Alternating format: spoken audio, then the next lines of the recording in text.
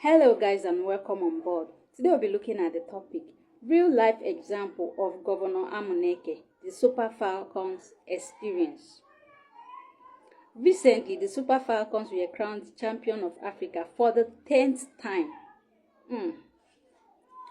With a presidential dinner hosted in their honor and our president making a lot of promises to them, including $100,000 cash prize.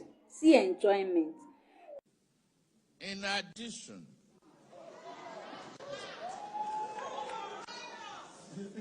there is a cash award of the Naira equivalent of 100,000 US dollars each.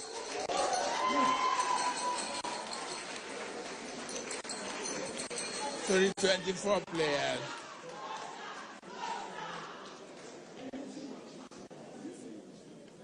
And the equivalent of 50,000 to the 11-man technical team.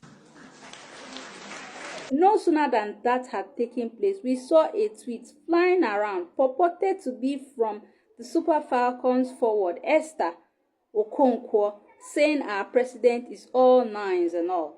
Let me quickly read that tweet.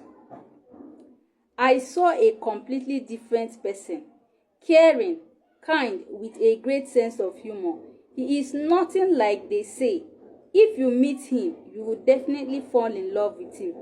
May the president succeed. After this tweet came Esther in shock, saying, "Abeg, when did I talk this?" And people quite quickly pointed out to her that you have been Amuneke. Let's see the edits.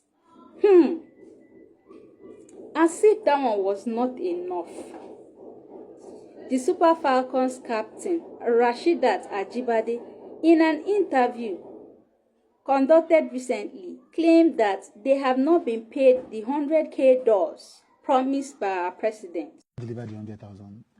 They have not received their money. They haven't. So right. Hopefully they will pay. Hopefully. They should pay. And we are all going to keep reminding them until they pay soon. Please, they have not. First, they have not paid all the promises you heard back and forth. Yes. They have not received anything. So let them know, because they people want to like. They've already divided it for you. Honestly, like share, give them percentage, and everything. I'm like, hey, bros, people, I beg. We've not received it, yeah. But hopefully, when they pay it, you would see. You hear it on the news. You see, I mean, even our match bonuses and everything's still work in progress. So we've not received anything yet. And guess what happened next? A government official came online quickly to defend it, saying that the reason why they've not been paid was because they refused to collect the Naira equivalent of the $100,000 promised by our president. Let's quickly watch that video. Maybe the story they will not tell you, or the part of that particular story that they are not saying, was that these ladies were giving the money. From the grapevine, they said they were going to pay them in Naira, which is the right thing. Because remember that these are Nigerians playing for Nigeria. So they said, okay, well, your your bonuses and all the daily camp allowances, when you total them, comes to $30,000. We're going to do $30,000 times 1,540.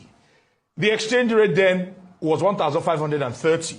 But say we'll give room for fluctuation. We'll pay you at 1,540. And they wanted to pay them in Naira. And the ladies said no. Most of them said, we don't play in Nigeria. What do we want to do with Naira? This is exactly what the Super Falcons said, led by Ajibade herself, and insisted that they will not receive Naira from the Nigerian Football Federation. And the Nigerian Football Federation said, no problem. If you are insistent on dollars, we will have to take it to the CBN. We'll pay this money to the CBN, and they will do the conversion. And when they get the dollars, they will pay you people. So that they were not paid is not the fault of the Nigerian Football Federation, because the president had instructed the NSC to pay all these people And the NSC sent the money to the Nigerian Football Federation. The Nigerian Football Federation wanted to send the money to the ladies. The ladies refused and said they will not collect naira. It is unfortunate, and I felt it's kind of embarrassing if you ask me. It's embarrassing because it always occurs every time.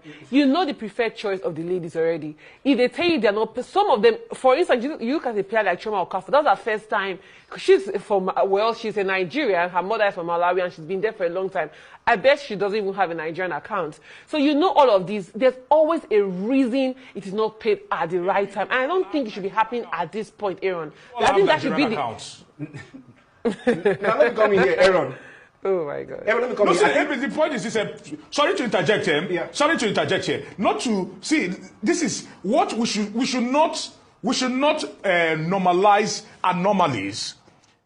If you go to the US, for example, look at that lady, for example, that made social media headlines at a certain time, where she said she applied for a visa, a tourist visa. And meanwhile, she was advertising on her social media that she was going to do business in the United States. And she was crying wolf that she was denied entry into the United States and invariably deported.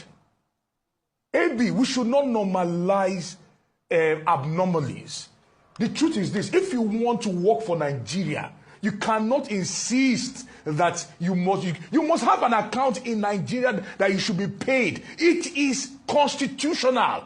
And it is all that they do it does not make it constitutional. It is unconstitutional to do business in Nigeria and insist that you must get paid in another currency other than Nigerian currency. They should have got that business out before the tournament. In Nigeria by Nigerians must be paid in naira. Aaron, okay, let me come in here, Aaron. I think I totally agree with you, sincerely speaking. I totally agree with you.